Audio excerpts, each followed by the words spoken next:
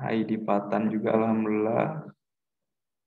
Oke, sekali lagi Bapak minta bantuan dari kalian ya untuk menghubungi teman-teman yang belum join. Karena dari 21 orang yang sudah join baru 7 orang ya. Belum 50% juga nih. Baru kisaran 20 atau 30% yang sudah join ya. Selamat datang ya, selamat belajar Patan, Hasna, Jafar, Lauren, Naira, Razwa, Yasmin, dan Yahya. Sekali lagi Bapak minta bantuan untuk menghubungi teman-teman yang belum join ya. Oke, untuk menunggu teman-teman yang belum join, Bapak share dulu PPT-nya ya supaya waktu kita lebih efektif. Oke, kelihatan PPT-nya ya.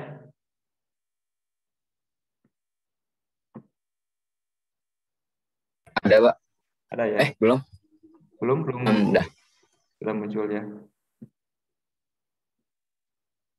Pak Jurul juga sudah mulai.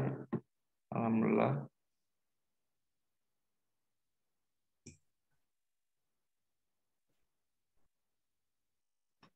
Ya, 1 menit lagi sudah mulai ya. Karena waktu kita tidak terlalu lama hari ini, bahkan untuk laki-laki kan buat prepare sholat Jumat juga ya. Jadi seefektif mungkin jam 9.40 harus sudah mulai ya. Biasanya kan 15 menit paling maksimal ya. 9.35 berarti kalau 15 menit 9.50 ya. Tapi Bapak minta kerjasama dari kalian untuk hari ini ya. Jam 9.40 mungkin kalau minggu depan Jumat nggak tahu masih bertemu atau enggak ya, mudah-mudahan masih bertemu karena evaluasi atau ulangan harian pun masih belum kita ya, karena materi pun masih belum selesai. Latihan soal mudah-mudahan minggu depan sudah latihan soal. Untuk praktikum saya rasa tidak akan tidak akan efektif juga. Insya Allah untuk praktikum ini nanti kalian akan disusulan ya. Jadi setelah kalian masuk ke Al-Kausar, mungkin praktikumnya akan disusulkan ya. Jadi tidak akan efektif kalau praktikumnya praktikum online ya. Jadi saya rasa nanti untuk praktikum insya Allah setelah kalian hadir di Al-Kausar saja ya. Karena untuk Panjai ini perlu perlu eksplorasi juga ke lingkungan ya. Kemudian ke lab juga perlu penelitian juga ya, ngelihat HIPA itu kan, HIPA yang bersekat dan tidak bersekat itu bagaimana ya. Jadi mungkin nanti setelah kalian masuk ke sini mudah-mudahan praktikum Panjai bisa dimulai ya. Jadi depending dulu ya. Oke, saya slideshow terlebih dahulu. Jam 9.40 sudah lewat ya. Sekarang jam 9.41. Oke, saya mulai dengan bacaan basmalah ya. Bismillahirrahmanirrahim. Hari ini puasa ke-11 ya, hari ke-11. Mudah-mudahan barokah ya. Jadi belajar biologi bukan hanya mencari nilai ya, tapi tetap gimana niat ya, niat kalian mencari ilmu ya. Apalagi di bulan puasa berkali-kali lipat ya pahalanya, alhamdulillah ya. Jadi niatnya diluruskan ya. Saya tidak mengharapkan kalau kaliannya lagi di mana ya, medianya ditaruh di mana, itu dosanya juga berkali-kali lipat ya. Jadi etika dalam Zoom meeting tetap diperhatikan ya. Karena etika yang jelek ya itu kembali lagi ke diri kalian ya. Kembali lagi ke diri kalian ya. Dosa ya dosa kalian gitu kan. Ini masih banyak yang belum hadir ya. Jadi biar efektif presensi itu pas kalian join Zoom itu secara otomatis terekam absen ya. Jadi terekam absen. Ini banyak yang masih belum join ya. Jadi 6 orang lagi. Dio, Zulfikar juga belum hadir ya. Siapa lagi nih? Masih banyak yang belum join. 6 orang lagi. Saya cek dulu ya. Absensinya ini takutnya jadi kebiasaan nih. Tidak diabsen misalkan oleh Pak Depas ya, kata siapa ya, tetap ya saya perhatikan terus ya. Saya cek terus. Yang belum join masih banyak juga nih Pak 1 ya. Pak 1 yang belum join masih banyak. Saya cek dulu bentar. Naufal, Dio belum ada nih. Terus siapa lagi? Danis belum ada juga ya, Danis. Kemudian Alpat sudah ada, Alpat belum ya? Alpat. Kemudian Alpat kemana ya hari ini ya? Alpat, Safwan ada ya, Safwan ada, alhamdulillah. Kemudian tadi Dio Zulfikar udah ya, Dio Zulfikar, Balkis ada. Saya konfirmasi dulu ke guru piket ya biar dicari. Ini jadi kebiasaan nantinya nih. Malahan saya tidak mengharapkan joinnya pas di akhir pembelajaran ya. Itu saya anggap apa aja ya. Jadi maksimal 15 menit biasa ya, maksimal 15 menit. Kurang dari itu saya apresiasi dapat poin 5 ya. Saya cari ke guru piket, ke Bu Rati hari ini ya. Dio, kemudian Zulfikar, terus siapa lagi? Danis ya. Zulfikar sudah join, alhamdulillah. Zulfikar, Danis ada, Danis belum hadir. Naufal gimana nih ya? Naufal, Dio, Danis, Naufal, terus Alfat ya. Alfat belum join juga ya. Alfat. Kemana nih Alfat sekarang? 2, 3, 4 orang. Total kalian berapa? 20 ya? Total 20, yang sudah join 16, yang belum hadir berarti 4 orang. Dio, Danis, Naufal, dan Alfat. Ya, Bapak nyari ke piket aja ya. Dio, Danis, Naufal, dan Alfat belum join Meet. Kelas 10 IPA 1, 10 NS 1 belum join Meet. Oke, saya sudah menghubungi guru piket untuk mencari Dio, Danis, Naufal, dan Alfat. Oke, Alfat sudah muncul ya, alhamdulillah. Alfat sudah muncul, Alfat sudah. Tinggal 3 orang lagi. Nah, sudah dicari ya. Dio, Danis, sama Naufal. Mana? Dicari terus ya. Kalau tidak sama guru piket, nanti dicari sama wali kelas. Gak apa-apa ya, biar jadi pelajaran juga ya. Jadi hari ini ya akan melanjutkan materi berkaitan dengan lichen dan mikorrhiza. Kalau kemarin sudah ya karakteristik Panjai dan juga klasifikasi ya, klasifikasi Panjai kemarin sudah. Mungkin tetap kalian perbanyak latihan soal ya. Silahkan latihan soal banyak di Google juga ya, sudah tersebar luas soal-soal. Tinggal kalian rajinnya saja ya. Oke, maaf hari ini Bapak tidak kasih doa hari ke-11 ya. Mudah-mudahan saya nanti share juga lah ya, biar barokah ya pembelajaran biologi hari ini, biar barokah di bulan puasa. Tetap kalian harus berdoa juga ya. Kayak Heidi Fatan ini keluar masuk ya, alhamdulillah. Direkam terus ya, ini pembelajaran Bapak rekam, jadi terekord semua ya, terekam semua, yang keluar masuk kelihatan ya. Oke, kita mulai ya. Jadi 2 subbab berkaitan dengan lumut kerak dan juga mikorrhiza. Pertama kita akan bahas dulu lumut kerak ya. Lumut kerak atau istilahnya lichen ya. Nah, kira-kira kalian sudah pernah melihat nggak sebelumnya lumut kerak? Biasanya nempel nih di pepohonan ya. Di pepohonan terutama di bagian batangnya ya, di bagian batangnya. Ada juga Rahmadita itu siapa ya? Ini mungkin harus dicari ya nanti. Danis ya Rahmadita tuh ya? Rahmadita Danis. Oke. Nah, kemudian sebelum masuk ke Liken, ini review sedikit ya. Ini 4 divisi yang sudah dipelajari sebelumnya ya. Hanya nge-recall sedikit, dari 4 divisi ini apa sih karakter kuncinya ya gitu kan. Karakter kunci biar dipahami, terutama ini nih. Kalau zigomikota, kalau misalkan kita ngecek reproduksi secara seksual ya, tinggal dilihat dari awalnya aja.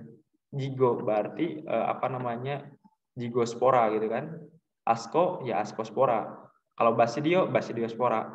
Kalau deutero, nah ini yang khas di deutero. Deutero itu belum diketahui ya. Belum diketahui fase seksualnya. Jadi reproduksi secara seksual di deuteromycota itu belum terlihat ya, belum teramati ya. Ini pun yang memisahkan, teman-teman, yang memisahkan deutero dengan divisi yang lainnya gitu. Kalau divisi yang lainnya, zigo, asko, sama basidio itu sudah terlihat ya reproduksi secara seksualnya, terkecuali deutero. Sehingga kalau misalkan dibuat pohon pohon filogenetik ataupun yang lainnya ya, dendrogram yang sudah pernah dibuat sebelumnya, itu kemungkinan deuteromycota itu akan terpisah jauh atau terkelompok jauh begitu. Beda dengan zigomycota, asko, dan basidio. Nah, pertanyaannya kalau kemarin sudah belajar klasifikasi yang yang berkerabat dekat ya, asko basidio atau asko zigo atau basidio ke zigo nih. Yang kerabatnya dekat. Ingat ya, basidio dan asko. Mengapa dekat?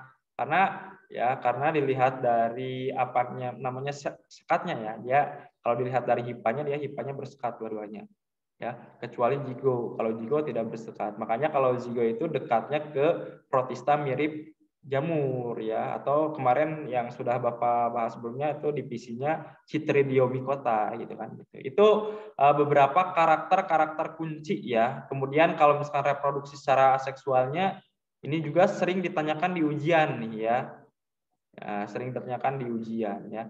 Karakter kuncinya gampang nih. Kalau zigo salah satu divisi ya, divisi yang mana reproduksi secara aseksualnya itu sporongiosspora ya, itu spora aseksualnya ya. Beda dengan yang lainnya. Kalau asko dan basidio dan juga deutero itu pakainya conidiospora.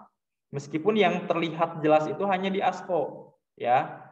Basidio itu tidak terlihat jelas ya. Ini makanya di sini tidak terlihat jelas sebenarnya ya, tidak diketahui, padahal basidio itu sama conidia, cuma jarang terlihat gitu kan.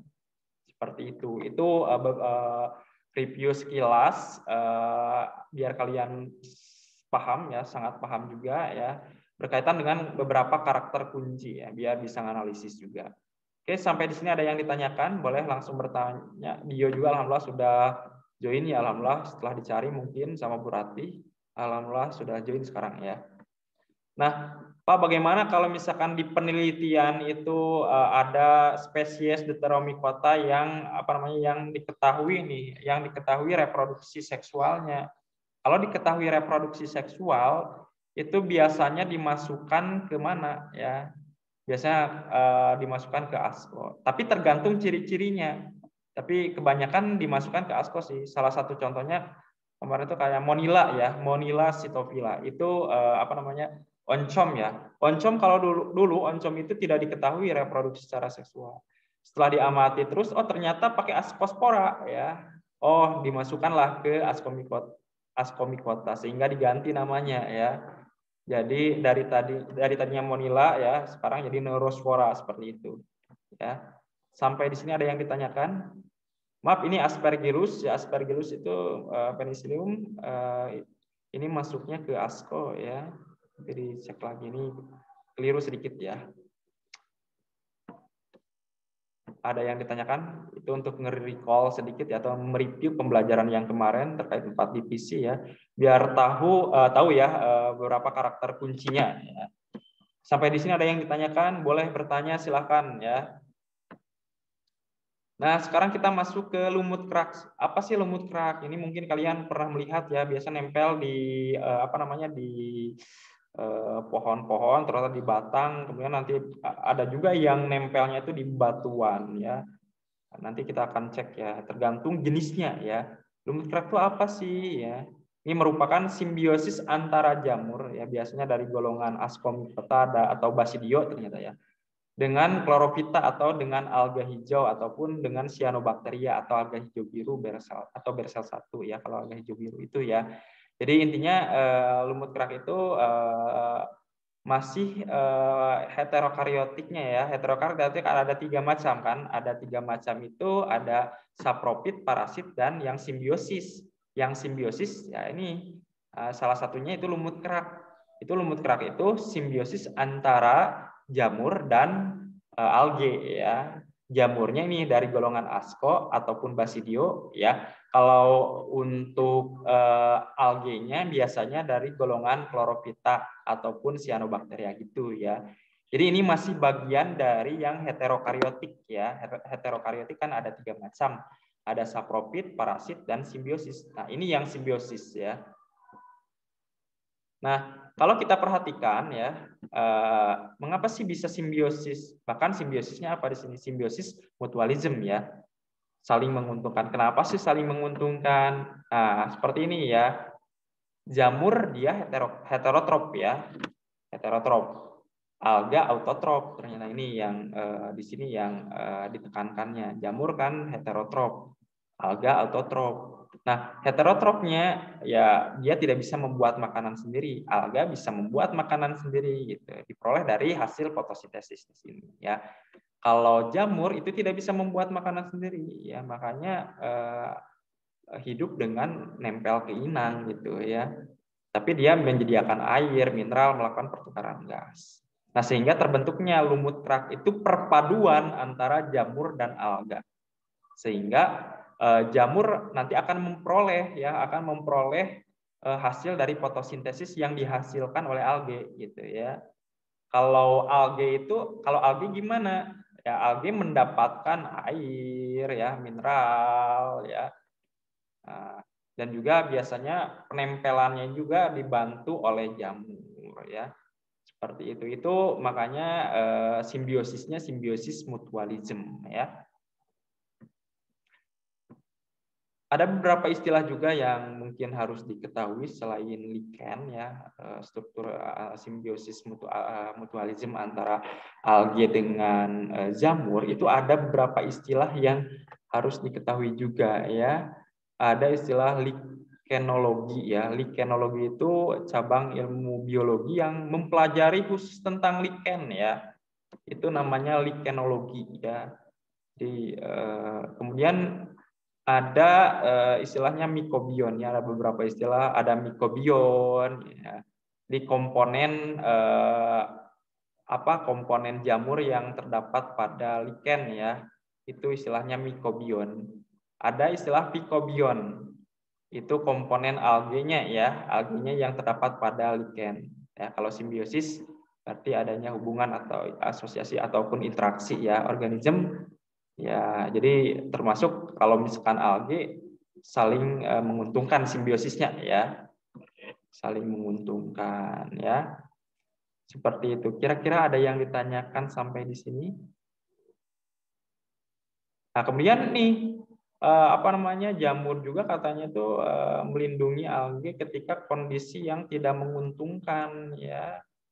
Seperti itu. Jadi kondisi yang tidak menguntungkan dilindungi oleh oleh jamur ya, karena struktur jamur kalau dilihat tuh di bagian atas, bagian bawah, di bagian tengah-tengahnya baru alga. Kemarin kan sudah Bapak singgung ya, seperti itu. Jadi melindungi alga ketika kondisi yang tidak memungkinkan, mungkin terik matahari yang terlalu panas ya, ataupun kondisi kekeringan. Nah, ini juga melindungi alga. Kemudian ini alga juga mensuplai bahan organik ya, berupa glukosa untuk fungi ya.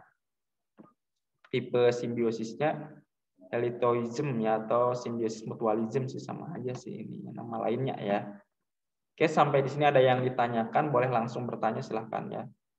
malu bertanya saat di jalan kan. Nah, kemudian dilihat dari distribusi ini sangat luas ya, ada berapa ini? Ada 500 sampai 500 genera atau marga ya, dan juga 13.500 spesies. Wah, banyak sekali ya.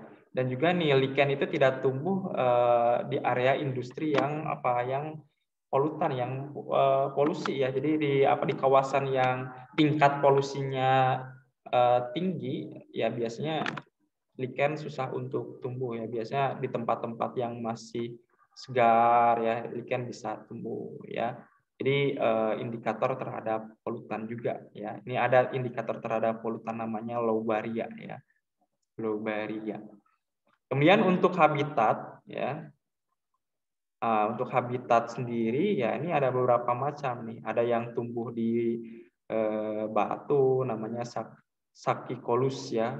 Ada Corticolus ya, kemudian ada Folisolus ya. Kalau ini kan yang biasa ya, yang tumbuh di di batang-batang pohon ya biasa, yang Corticolus berarti. Kemudian ada yang Folisolus, ini biasanya tumbuh di dedaunan ya, seperti itu. Ada Terricolous juga ya, di permukaan tanah ya, tumbuhnya di permukaan tanah. Jadi kalau bisa dilihat dari habitat, ya bisa hidup di mana-mana ya, di batuan bisa ya, kemudian di di pohon ya, terutama di batang pohon bisa ya, kemudian di daun ya. Bapak jarang lihat nih kalau misalkan yang tumbuh di daun ya. Kemudian ada beberapa spesies lichen juga yang akuatik, yaitu yang hidup di air ya. Peltigyra marinnya ini yang di tempat yang kadar salinitasnya tinggi ya, kadar garamnya tinggi biasanya. Sampai di sini ada yang ditanyakan, silakan langsung bertanya ya. Nah, kemudian ini komposisi tubuh dari lichen ya. Bisa dilihat dari komposisi tubuh kan tadi ada istilah mycobion ya. Mycobion itu dari kebanyakan itu Ascomycota atau Basidiomycota ataupun Deutero, tapi Deuteromycota jarang nih ya. Ini jamur yang kebanyakan menimbulkan penyakit doang nih kalau Deuteromycota. Tapi ini jarang. Kebanyakan Asco ataupun Basidio ya. Nah, kemudian untuk Mycobion ya, ini mungkin di bawah ini ada beberapa contohnya nih. Ada Cyanophytaceae, ada 8 genera ya. Cyanophytaceae ini alge-alge ya. Chlorophytaceae 8 genera, ada Xanthophytaceae ini 1 genera, dan Phaeophytaceae ini 1 genera juga ya. Ini mungkin komposisi tubuh dari lichen ya, yang sudah diketahui. Mungkin kalau ada penelitian lanjutan, mungkin ada tambahan genera juga atau marga juga ya. Nah, sampai di sini ada yang ditanyakan, boleh kalau mau bertanya boleh silahkan ya. Nah, kemudian ini klasifikasi dari lichen ya, berdasarkan ICBN ya. Ini ICBN ada 3 kelas ya. Ada Ascolichen, berarti kalau Ascolichen lichennya dari jamurnya dari jenis Ascomycotina ya. Basidiolichen sama ya, berarti dari jamurnya dari Basidium. Kemudian lichen imperfecti ini yang dari Deutero ya, tapi ini jarang ya kalau untuk imperfecti ini ya. Dari Deuteromycotina ya, jamur yang tidak sempurna karena belum diketahui apa kemarin ya, reproduksi secara aseksualnya belum diketahui ya. Nah, kemudian ini berdasarkan morfologi talus nih. Ada jadi lichen dibagi menjadi 3 grup ya. Ada krustose, ada polise ya, kemudian ada protikose ya. Jadi ada 3 grup, yaitu berdasarkan morfologi talusnya ya. Jadi kan kalau misalkan melihat bentuk morfologinya, ada yang bentuk bunga, lembaran-lembarannya beda-beda ya. Kalau kita perhatikan itu banyak macamnya ya. Itu yang unik di lichen. Makanya kalau kata Bapak ya, sangat unik kalau dipelajari lebih dalam lichen ya. Karena banyak macamnya juga, unik-unik ya. Jadi bentuk morfologi pun itu akan mengarah ke spesies biasanya ya. Spesiesnya beda ya, karena bentuk morfologi talusnya pun berbeda ya. seperti itu. Nah, ini mungkin beberapa tipe ya, 3 tipe lichen termasuk apa namanya? Termasuk bentuk talusnya kelihatan ya, dan juga gambarnya ada di sini. Contohnya ada di sini ada krustose ya. Krustose ya. Talus seperti kerak ya, kulitnya keras dan melekat erat pada substrat ya. Ini ke krustase ya. Nanti dipelajari lebih dalam di hewan, mirip ya. Ini talusnya seperti kerak katanya di bagian ini ya, kulitnya keras melekat erat pada substrat. Ini contohnya ada Piscia ya. Kemudian ada Pruticosa. Maaf. Kalau Pruticosa ini talusnya tegak ya, seperti semak. Nah, ini seperti ini. Mohon maaf, agak lumayan batuk sedikit ya. Mengandung seperti jumpai atau pita.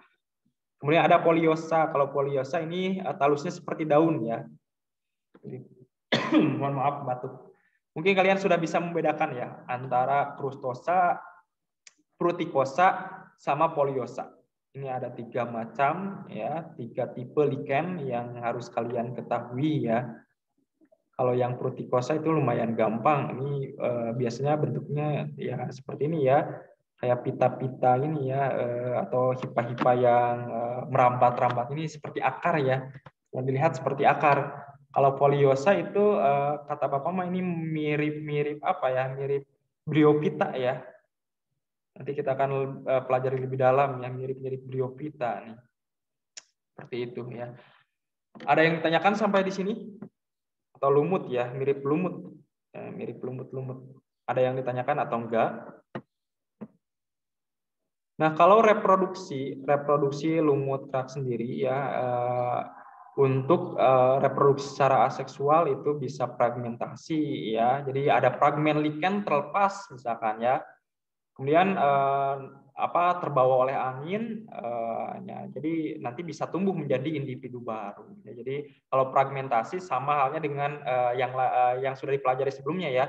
Jadi ada salah satu bagiannya yang terlepas ya, tiba-tiba misalkan ya nempel di tempat yang sesuai, itu tumbuh menjadi individu yang baru ya. Kemudian ada juga yang membentuk soredia ya. Ada ini Rifki juga baru masuk lagi ya. Kalau soredia adalah kelompok kecil sel-sel alga ya, yang diselubungi benang-benang hifa yang terdapat pada permukaan talus lichen ya. Jadi nanti akan membuka lubang ya. Jadi kalau misalkan kita perhatikan ya, ini ada substrat ini ada talusnya. Kemudian nanti di bagian terluar ya, ini di bagian terluar itu akan muncul lubang. Ya, lubang tersebut nanti akan menghasilkan kelompok kecil sel-sel alganya ya. Jadi sel-sel alganya itu yang diselubungi apa? Yang diselubungi oleh benang-benang hipanya dong. Kalau tidak ada benang-benang hipa, ya dia tidak akan membentuk lichen. Makanya ada hipa-hipa ya. Jadi hipa-hipa yang nantinya akan tumbuh menjadi lichen ya. Kalau misalnya tidak ada hipa, tidak akan tumbuh menjadi lichen ya. Seperti itu ya, nanti akan keluar seperti ini ya. Jadi alganya tetap berada di bagian tengah ya, kemudian diselubungi oleh hipa-hipa ini yang warna putih ya, seperti itu ya. Nah, ini juga sama ya. Kelihatan kalau realnya ya, real di alam, kalau tadi hanya miniatur ya. Nah, kelihatan ya berwarna putih-putih ya. Putih-putih ini terselubungi oleh hipa-hipanya ya. Nah, kemudian kalau misalkan reproduksi secara seksual ya biasanya dilakukan sendiri ya, baik pada alga ataupun jamur ya. Tergantung, kalau misalkan jamurnya Ascomycota berarti dia membentuk askospora ya. Sporanya askospora gitu kan. Kalau Basidiospora yang membentuk ya tadi ya, kalau Basidiomycota kalau Basidiomycota yang membentuk Basidiospora ya, tubuh buahnya Basidiocarp ya, seperti itu. Ini tergantung jenis jamurnya ataupun alge ya. Lihat yang kemarin, makanya yang kemarin di siklus hidup itu perhatikan ya, sama aja ya siklus hidup. Kalau Chlorophyta itu siklus hidupnya gitu kan, seperti itu ya. Ini juga manfaat ya, ini ada manfaat indikator polusi udara ya dan lain sebagainya ya. Sebagai tumbuhan perintis juga ya. Kemudian kita masuk ya, makanya Bapak percepat nanti mudah-mudahan sempat untuk latihan soal ya. Sempat untuk latihan soal. Bapak sampai jam berapa hari ini nih? Ada yang tahu? Saya cek dulu ya. Takut kewalahan. Barusan apa namanya liken ya, silahkan kalau ada yang mau didiskusikan boleh didiskusikan. Kalau tidak ada yang didiskusikan Bapak lanjut aja dulu ya. Saya sampai jam 10.25 ya, masih ada waktu ya. Sekarang kita lanjut mikorija ya. Nah, kalau mikorija itu ada 3 macam ya, ada ektomikorija, ada endo, dan ada entendomikorija. Mungkin entendomikorija itu tidak akan dipelajari oleh kita. Kita fokuskan ke ektomikorija dan endomikorija ya. Singkatnya, Bapak mempersingkat mikorija biar cepat ya dan biar kelatihan soal juga ya. Kalau mikorija itu apa? Kalau tadi simbiosis, kalau lichen itu simbiosis panjai dengan alge, kalau mikorija itu simbiosis panjai dengan akar tanaman ya. Sehingga untuk tanaman ya mempercepat nanti ya, mempercepat proses penyerapannya ya. Nah, di sini sudah ada nih. Simbiosis ini menguntungkan juga, berarti simbiosis mutualisme ya. Bagi tanaman tadi meningkatkan penyerapan. Ya. Jadi dengan adanya apa namanya hipa-hipa itu bisa meningkatkan penyerapan air dan mineral ya. Hipa-hipa kan nanti akan menjulur terus ke bawah tanah ya. Kalau bagi panjai itu mendapatkan nutrisi dari tanamannya ya. Jadi dengan adanya tanaman tersebut ya panjai akan mendapatkan nutrisi dari tanaman ya. Ataupun dari glukosa yang dihasilkan mungkin akan dicerna juga oleh panjai ya. Nah, kemudian tadi ada istilah ektomikorija dan endomikorija. Kalau ektomikorija itu hipa jamur berada di jaringan epidermis. Jadi hipanya sampai ke jaringan epidermis saja. Nah, kalau misalkan lebih ke jaringan epidermis, ke bagian dalam, itu namanya endomikorija ya. Kalau misalkan Bapak gambarkan seperti ini. Nah, ya, kalau misalkan bagian epidermis itu bagian terluar ya, di bagian akar itu hanya kalau misalnya ekto itu hipanya sampainya di sebelah sini ya. Nah, kalau yang endomikorija itu akan melewati epidermis dan ke bagian korteks ya, di bagian dalam ya bisa sampai ke xilem plum juga di bagian dalam ya, di bagian dalamnya ya. Sampai di sini ada yang ditanyakan sebelum kita ke latihan soal, beberapa latihan soal yang sudah Bapak dapatkan ya. Ada yang ditanyakan, boleh silakan kalau mau bertanya, boleh silakan bertanya. Kita lanjut ke latihan soal ya. Mana? Stop sharing dulu ya. Saya latihan soal bentar ya. Mudah-mudahan masih bisa waktunya, ada 15 menit lumayan ya. Terlihat soalnya? Atau kurang gede? Ya atau yang lainnya terlihat soalnya ini? Terlihat Pak, terlihat Pak. Pak saya izin terlihat Pak ya. Boleh silakan, atau di view-nya bisa diperhatikan di view itu di apa namanya di setting ya. Silakan ada 50%, ada 100% atau bisa disesuaikan dengan Windows kalian ya. Ini yang kemarin masih soal yang kemarin ya, ini sudah saya share juga sebelumnya ya pas pelajaran di Protista ya, Protista mirip tumbuhan. Tapi ada juga yang panjainya ya. Mungkin sekarang aja dibahas nih. Coba yang nomor 9, spora manakah yang terbentuk secara aseksual katanya ya. Ingat, yang kemarin dari 4 divisi ya, dari 4 divisi ini hanya menghasilkan 2 spora aseksual maaf. Itu sporongiospora ya, sporongiospora dan conidiospora. Ingat itu dari 4 divisi ya, dari 4 divisi. Ya ingat, dari 4 divisi itu hanya dua macam spora aseksual. Itu apa kemarin tuh ya? Yang pertama itu sporongiosspora ya. Dan conidiospora. Ya. Jadi ada dua macam ini spora aseksual ya.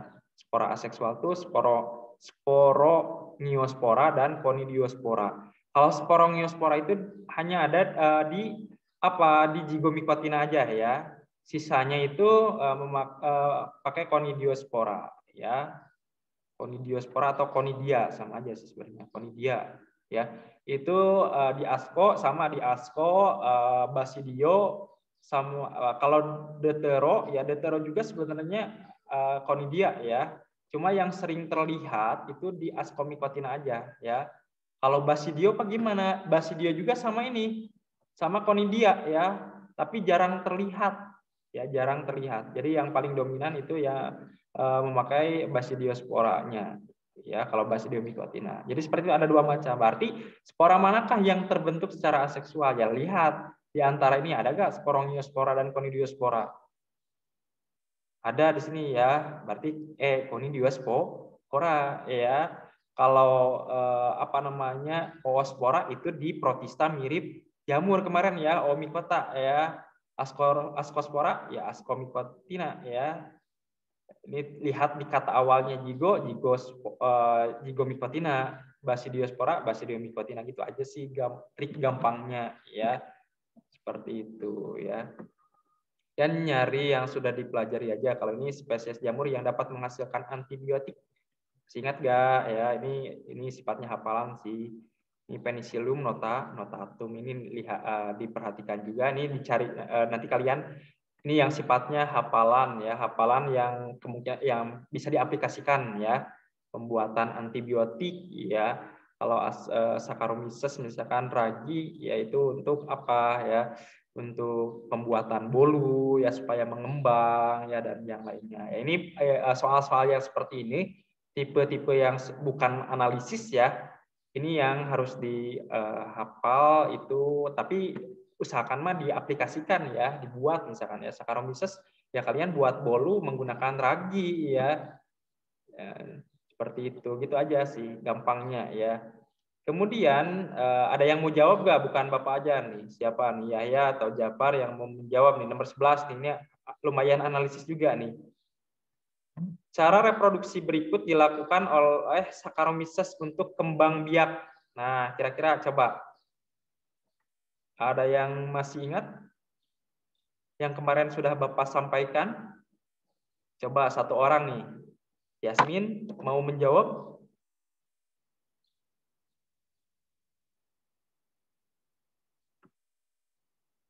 Cara reproduksi berikut dilakukan oleh Saccharomyces. Saccharomyces itu atau ragi ya. Ragi. Saccharomyces ragi. Dia kan uniseluler ya, uniseluler ya. Uniseluler. Kemarin ingat-ingat yang uniseluler. Yang uniseluler itu di Ascomycotina ya. Ya, cara perkembangbiakan kan ada dua macam ya. Ada secara seksual, ada yang secara aseksual ya. Kalau yang secara seksual, yang secara aseksual dulu ya. Kalau yang secara aseksual kan yang pertama dengan pertunasan ya. Ada membentuk tunas ya, membentuk tunas misalkan dari induk seperti ini, dari induknya dan nanti muncul tunasnya ya. Seperti itu ya, nanti muncul tunasnya. Jadi kalau misalkan nanti dianalisis biasanya tunasnya lebih kecil ya daripada induknya ya, induknya lebih kecil. Itu yang secara aseksual. Kemudian bisa juga dengan pembelahan biner ya, membelah secara biner, satu sel jadi dua sel, 4 sel, terus seterusnya ya. Nah, kemudian ada juga yang membentuk pseudohipa ya, kalau dari pertunasan tersebut membentuk pseudohipa ya, seperti hipa, padahal itu hanya hanya sel-sel ragi aja yang menempel, memanjang seperti itu. Itu diperhatikan juga, silakan dibaca-baca juga. Ya, kemudian nah kita perhatikan yang reproduksi secara seksualnya ya, antar sel ya, yang uniseluler itu nanti ya kemarin ya sudah Bapak sampaikan juga ya, akan berdekatan ya antara yang positif dan Negatif. Proses berdekatan tersebut namanya apa? Prosesnya konjugasi. Ingat ya. Aduh ya.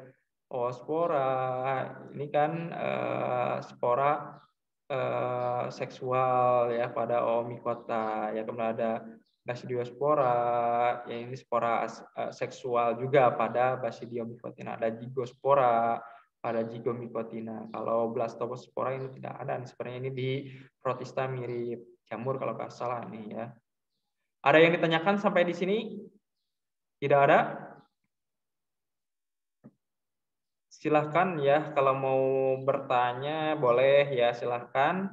Kemudian coba perhatikan nomor 12 ya. Coba perhatikan nomor 12 ini sangat gampang sekali ya, sangat gampang sekali.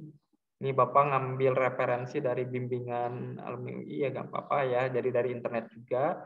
Tapi di internet belum ada jawabannya ya, santai aja ya. Jadi kita analisis bareng-bareng. Coba perhatikan nomor 12. Semua ciri-ciri di bawah ini dimiliki oleh Zygomycotina katanya itu ya, kecuali wah ini tinggal trik gampang juga. Coba yang mana nih ya?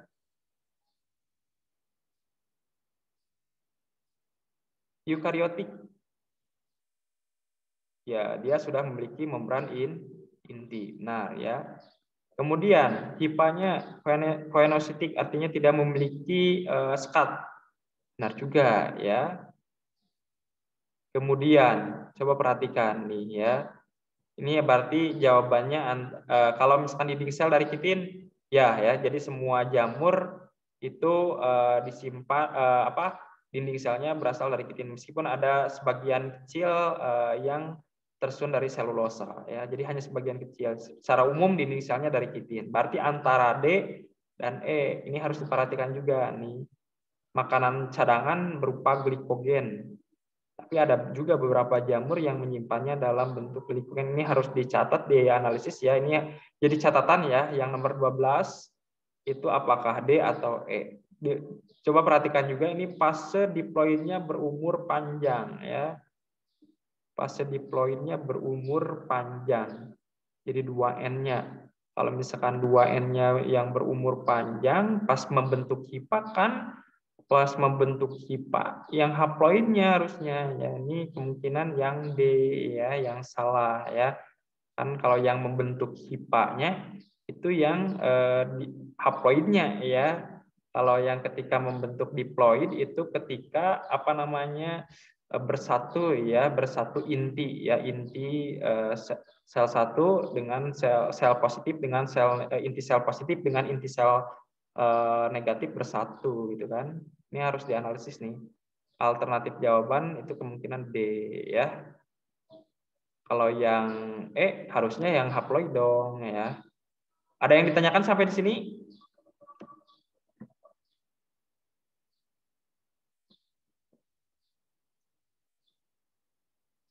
Tidak ada, Pak. Ya. Nah, gampang nih ya. Nomor kalau 13 sama hafalan ya. Jamur di bawah ini yang digunakan untuk pembuatan tape katanya. Ada yang masih ingat masa pas pembuatan tape ini biasanya di kelas 9 dulu nih, di proses bioteknologi konvensional. Untuk membuat tape biasanya menggunakan apa nih ya? Kalau Rhizopus oryzae kan untuk apa ini? Untuk pembuatan tempe ya. Kalau ini tempe bukan tape ya. Neurospora crassa ini bukan juga ya. Kalau ini untuk pembuatan apa? Ini untuk pembuatan oncom ya, apalagi Volpariella volvacea, jamur kuping ya nggak digunakan ya. Ini jamur yang ukuran gede itu bukan untuk pembuatan tape, apalagi Auricularia Volitrisa juga ini jamur jamur yang makroskopis juga. Nah, coba perhatikan, kalian harus analisis Saccharomyces cerevisiae. Masih ingat ya? Ini biasanya yang digunakan untuk memecah karbo juga. Ini menggunakan Saccharomyces cerevisiae ya, seperti itu. Yang akhirnya nanti bisa membuat tape. Ya. Nanti kalau reaksinya itu di kelas 12 ya, sehingga membentuk yang namanya aldehid ataupun alkohol ya. Akhirnya. Itu yang E ya. Gampang sih sebenarnya ini kalian ada pemahaman juga ada di sini ya. Kemudian pemahaman ada, hafalan juga ada ya.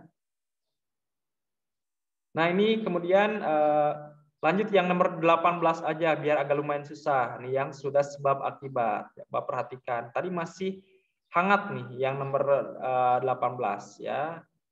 Yang nomor 18 masih hangat. Soredium ya atau soredia ya merupakan alat reproduksi lichen, yaitu alat reproduksi secara tadi itu secara aseksualnya ya, yang terdiri dari jalinan hifa dan sel-sel alga. Ya, benar ya, karena hifa dan juga algae yang berada di tengahnya itu saling berhubungan ya. Karena kalau misalkan tadi kata Bapak, kalau misalkan hanya algae aja tidak dibentuk atau tidak dijalin oleh hifa, itu tidak akan membentuk lichen nantinya ya. Harus ada jalinan hifa di sini ya, harus ada jalinan hifa dan juga ya pastinya harus ada sel-sel algae kalau misalkan nantinya akan membentuk lichen. Benar ya ini ya, tadi masih hangat. Kemudian ini penyebabnya lichen merupakan simbiosis antara algae dan jamur dan algae. Sangat benar sekali. Tapi ini menunjukkan sebab akibat nggak? Kalau ini ke arah reproduksinya, ini malah ke simbiosisnya, ya simbiosisnya. Benar-benar menunjukkan sebab akibat atau enggak nih? Tidak ya, tidak menunjukkan sebab akibat. Berarti ini jawabannya B ya. Jadi ini kalau ini mengarahnya ke arah reproduksi, kok tiba-tiba ke simbiosisnya ya, harusnya ke reproduksi lagi dong ya. Seperti itu ya. Di sini ini masih hangat juga. Jamur yang bersimbiosis mutualisme dengan akar pohon. Duh, masih ingat. Apa ada yang ingat? Mycorrhiza ya, gampang-gampang sih ini ya. Ini yang dibuat oleh bimbel seperti ini ya. Seperti itu. Ada yang ditanyakan sampai di sini, sisa waktu kita 1 menit ya. Saya cek waktunya sampai jam 10:25 ya. Mau dilanjut soalnya atau disudahi ya? Saya sampai jam 10:25. Sekarang sudah pas, alhamdulillah sudah pas 10:25 ya. Sebelum Bapak mengakhiri ya, tolong kameranya kalian dibuka dulu terlebih dahulu ya, semuanya dibuka dulu ya. Silahkan kameranya dibuka dulu. Alhamdulillah kita sudah. Pak, kamera saya masih berkendala kayaknya, Pak. Kendala kamu ya, boleh nggak apa-apa. Yang tidak kendala silahkan dibuka kameranya. Alhamdulillah pembelajaran biologi sudah selesai ya, pas sampai jam 10:25 ya. Silahkan sekarang dibuka kameranya semua ya. Razwa, Yasmin, Naira, alhamdulillah Alfat ya. Naira, kemudian Ijah, Jafar, Lauren, Hasna, Safa, Fazrul, Safwan, Torik, Balkis, Patan, Muhammad Danis, Dio, sama Rifki. Silahkan dibuka kameranya ya. Sekali dong di akhir doang ya. Tidak di awal atau tidak terus-menerus, hanya di akhir saja buat memastikan kalian ada di depan media ya. Yasmin ada juga ya. Mana nih yang lainnya nih? Bapak maaf kameranya nggak bisa Pak. Oh ya nggak apa-apa ya. Yang penting hanya Bapak memastikan kalian ada di depan media ya, atau di depan komputernya masing-masing ataupun di HP. Oke, silahkan bergaya ya. Saya akan screenshot 1, 2, 3 ya. Oke, alhamdulillah sudah Bapak screenshot. Satu kali lagi lah biar ada tambahan. 1, 2, 3. Alhamdulillah pembelajaran biologi sudah beres ya. Bapak akhiri dengan bacaan hamdalah ya, alhamdulillahirabbil alamin, wabillahi taufiq wal hidayah. Wassalamualaikum warahmatullahi wabarakatuh. Waalaikumsalam. Terima kasih ya, Pak. Terima kasih banyak Pak. Terima kasih, Pak. Silakan ya bisa lab ya.